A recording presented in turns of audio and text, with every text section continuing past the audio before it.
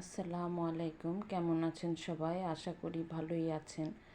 আমার নতুন একটি ভিডিওতে আপনাদের স্বাগত।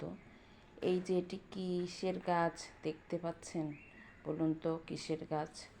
হ্যাঁ, এটা হচ্ছে করমচা গাছ। আমাদের বাড়িতে অনেক বড় একটা করমচার গাছ আছে। গাছটি আমার শাশুড়ি লাগিয়েছিলেন। তিনি আর নেই, তিনি মারা গেছেন 4 বছর আগে। তো যাই হোক, গাছটিতে করমচা ধরেছে। ঝড়ের কারণে কিছু করমচা পড়েও গেছে।